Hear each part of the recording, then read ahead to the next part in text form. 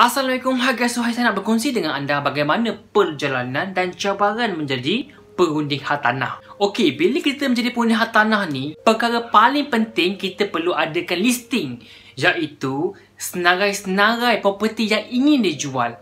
So sekarang ni macam mana kita nak mencari? Yang pertama, kita perlu membual-bualkan kepada semua orang bahawasanya kita adalah perunding hartanah. Orang dah kenal kita, orang dah tahu kita ni, oh yang si Ali ni perunding hartanah. So kalau you nak jual, bolehlah minta dia jual kan. Yang kedua ni, kita boleh mencari melalui website mudah.my. Dekat mudah tu akan ada pemilik-pemilik yang mengiklankan diorang punya properti. Dekat situ WhatsApp mereka bagi tahu yang saya ni perunding hartanah, bukan saya nak menjualkan properti encik. Yang ketiga, secara co-agency. Co-agency tu berpartner. Contoh, kawan kita ni dia ada senarai-senarai properti yang nak jual. So kita pun cakap kat dia, Amir, kalau I nak jualkan you punya listing boleh tak? Dia kata boleh, kita ke agensi lah. Maksudnya saya mengiklankan dia punya listing, mengiklankan kawan saya punya listing ni. So bila dapat untung komisen tu, kita akan bagi 50-50. Kita akan bagi 50-50 sebab rumah tu, listing tu dia punya. So katakan ada orang ni, Encik Ali ingin menjual rumah dia dan dia mesej kita, you punya hartanah boleh tak you jualkan rumah I ni? So kita pun cakap okey boleh. Kita set appointment. Kita tanya dia bila yang I boleh pergi rumah you untuk kita ambil gambar. Kita nak buat inspection sikit, nak tengok kok ada rosak ke ada apa ke. Kita tanya dia nak jual ni sebab kenapa. Kita ambil segala info dan butiran supaya nanti kan bila ada pembeli tanya kita dapat jawab. And then kita tengok dia punya sales and purchases agreement waktu dia beli rumah tu. Yang kedua, geran. Ada geran ke tidak. Lepas tu kita kena check dia punya geran ni, geran apa? Geran induk ke, geran individu ke, strata title ke. Sebab kita ada master title, geran induk, individu title, geran individu, dan strata title, geran strata. Katakan dia masih geran induk. Geran induk tu macam ni apa itu master title? Master title adalah, katakanlah pemaju. Ini pemaju pemaju dia membeli 10 ekar tanah ataupun 20 ekar tanah untuk buat kawasan perumahan.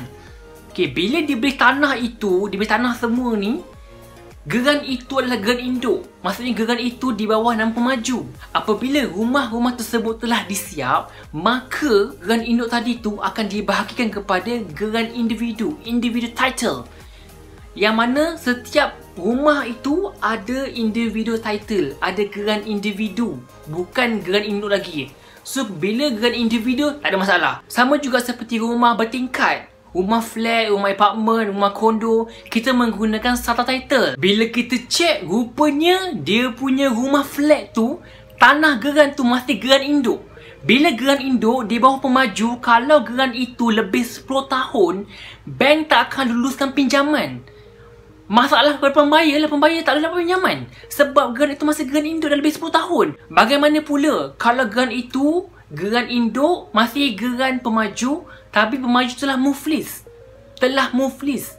Kita kena pergi dekat Jabatan Insolvensi. Jabatan Insolvensi ni yang menguruskan mana syarikat atau mindu yang bankrupt, dan itu mengambil proses yang agak lama. Sebab itu perkara-perkara ini kita perlu cek supaya proses itu berjalan dengan lancar. Geran tu pun kita nak tengok, geran ini bumi lot ke?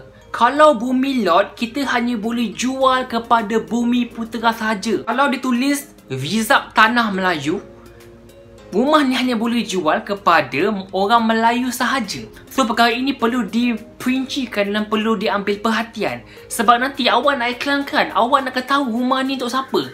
Jangan nanti kan dekat geran bumi lot, tapi ada Chinese ataupun Indian nak beli rumah ni, dah jadi masalah sebab dia bukan Bumi Putera. Apabila dokumen-dokumen pemilik rumah ni, pemilik properti, pemilik tanah ni telah lengkap, ada SMP, ada geran, maka barulah kita sebagai ejen properti akan minta pemilik rumah tersebut sign ATS, benarkan kita untuk menjual rumah dia. Maka tugas kita untuk mengiklankan bagi menampakkan buyer. Kita boleh iklan dekat mudah.my, kita boleh iklan dekat Facebook, kita boleh iklan dekat website periklanan properti. Kalau macam dekat mudah.my ni, satu iklan dicas RM5. So dekat sini pun you kena ada modal sedikit untuk membayar kos pengiklanan. Tiba-tiba ada buyer message, "Encik, saya nak beli rumah dekat Ampang ni. Bila saya boleh tengok?" So kita pun buat appointment. Sebelum you nak bawa pembeli ni, you kena tapis dulu. Sebab kebanyakannya pembeli, mereka tidak tahu berapa jumlah harga kelayakan rumah yang dia mampu beli. Sampai dekat rumah, biarkan pembeli melihat properti tersebut. Kalau tanya kenapa nak jual rumah ni, tu memang soalan favorite lah, kenapa nak jual rumah ni. Sebab takut macam bila orang tu nak jual rumah ni sebab ada masalah, mungkin ada kebocoran ke, ada banjir dan sebagainya. So dia pun akan tanya lah, dia akan soal sendiri. So benda-benda macam ni you kena berhati-hati. Sebab itulah waktu kita jumpa owner tu, kita dah tanya segala buktiran supaya you dapat jawab dengan yakin kepada pembeli. Pembeli pun bagi tahu, "Okay, I nak beli rumah ni. I suka sangat rumah ni. So macam mana I nak booking ni? Sebab I tak nak orang lain. I juga nak beli rumah ni." So kita ni pun akan bagi dia borang OTP, offer to purchase. Selepas pembeli dah membuat pembayaran booking, barulah kita boleh minta dokumen-dokumen seperti IC dia punya slip gaji, dia punya penyata.